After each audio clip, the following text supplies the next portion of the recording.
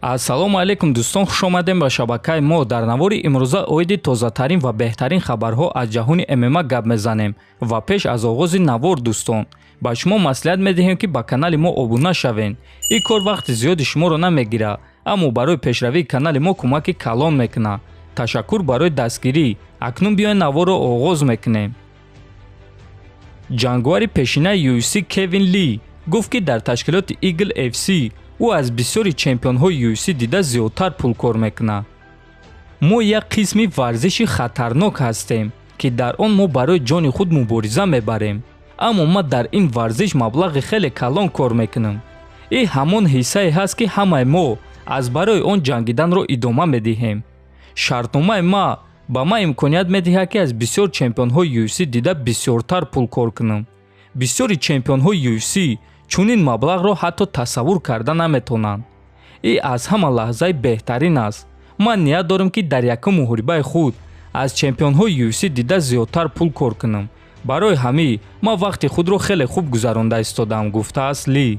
хотиррасон мекунем ки Кевин Ли аввалин муҳорибаи худро дар ташкилоти Eagle FC аллакай рӯзи 11 март зидди Диего Санчес дар турнири Eagle FC 46 мегзаронад ва муҳорибаи онҳо муҳорибаи асосии турнир хоҳад шуд.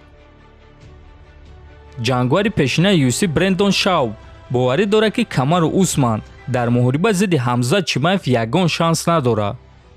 ягон кас бо Ҳамзат ҷангидан намехоҳад, ҳатто Камару Усман. Ҳамзат дар рейтинг дар ҷои 11 қарор дорад, аммо ягон ҷангвари топ 10 бо Ҳамзат дар қафас вохӯрдан намехоҳад. албатта ки ин чиз одамро метарсонад ва мо баъди муҳорибаи Ҳамзат зидди Гилберт Бёрнс дар бисёр саволҳои худ ҷавоб мегирем. шахсан ман боварӣ дорам ки ин муҳориба барои Гилберт Бёрнс хеле бад ба анҷом мерасад. Ҳамзат ҳозир сахт ба пеш рафта истодааст ва ман намебинам ки ягон кас ӯро шикаст додатонад.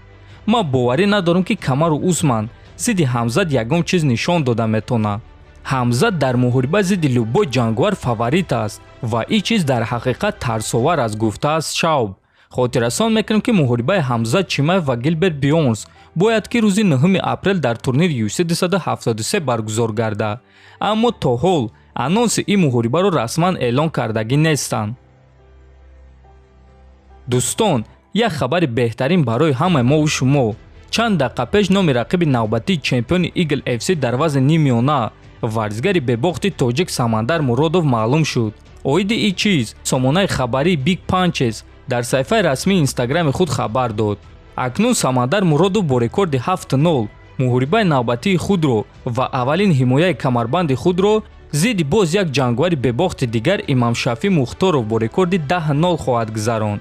айни замон саҳнаи муҳориба маълум нест, аммо ба наздикӣ маълум хоҳад шуд. хотиррасон мекунем ки Самандар Муродов охирон муҳорибаи худро рӯзи 17 сентябри соли гузашта дар турнири якҷояи Eagle FC ва AMC Fight Night зидди Максим Швец гузаронида дар чорум раунд бо тариқи нокаути техникӣ ғалаба ба даст оварда чемпиони Eagle FC дар вазни нимёна шуда буд. Имамшафӣ Мухтаров боша охирон муҳорибаи худро рӯзи 3 августи соли гузашта дар турнири Eagle FC 38 зидди Максим Коновалов гузаронида дар 3 раунд бо тариқи сабмишн ғалаба ба даст овардааст.